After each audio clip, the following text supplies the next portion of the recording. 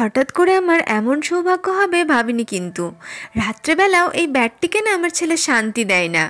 Hello বন্ধুরা, কেমন আছেন সবাই? ভিডিওর শুরুতেই সকলকে জানাই শুভ সন্ধ্যা।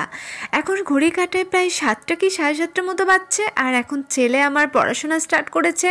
সামনেই দেখতে পাচ্ছেন একদম বইয়ের পাহাড়, তো বইয়ের পাহাড় পেরিয়ে অনেকটা দূরেই সে এখন বসে রয়েছে, পড়াশোনা করছে। আর এদিকে রান্নাবান্না তো করতে হবে, ওই জন্য ভাত চাপিয়ে দিয়েছি।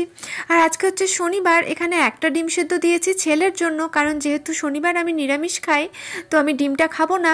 আর আজকে যেহেতু বরমশাইও নেই, বরমশাই গেছে বাড়ি আমাদের, মানে আমাদের গ্রামের বাড়ি, তো ওই জন্য আর কি খুব সিম্পলের মধ্যেই রান্না সারবো। আর এদিকে ছেলেকে দেখেছেন, ব্যাট বল নিয়ে এখন রীতিমতো শুরু হয়ে গেছে খেলা।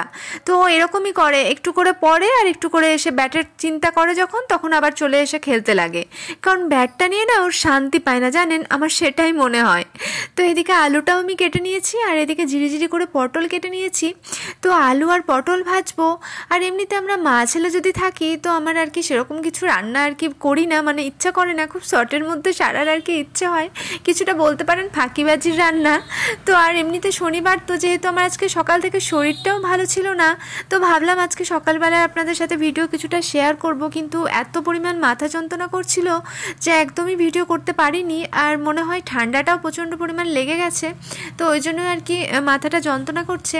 তো যাই হোক, এখন আলু পটলটা ভাজছি, আর এদিকে মুসুর ডাল করেছিলাম, তো মুসুর ডাল, আলু পটল ভাজা, আর আমার জন্য ভাবছি একটু পাঁপড় ভেজে নেব। তো এই দিয়ে আজকে আমার রাত্রের ডিনার সারবো। আর ঈশানের জন্য তো ডিম সেদ্ধ করেছি। তো দেখুন, ছেলের এখন খাওয়া হয়ে গেছে। তো মুখটাকে কেন ঘামচাচ্ছে জানেন? কারণ সবসময় ও ক্যামেরার সামনে আসতে পছন্দ করে না, তো আমি জোর করে ভিডিওটি করেছি তাই। তো এবার আমি আমার ভাত বাড়তে যাব, তো সেই সময় দেখি ছেলে আমার ভাত বাড়তে শুরু করেছে। আমার কীরকম সৌভাগ্য দেখেছেন? তো ছেলের আজকে হাতে আর কি ভাত বাড়া খাবো, সত্যি তো খুব ভালো লাগছে এটা ভেবে, তাই ভাবলাম আপনাদের সাথে একটু শেয়ার করি। তো আজকের মতো মিনি ব্লগটা এখানেই শেষ করলাম বন্ধুরা। সবাই ভালো থাকবেন, সুস্থ থাকবেন, আবার দেখা হচ্ছে আপনাদের সাথে নেক্সট ভিডিওর সাথে।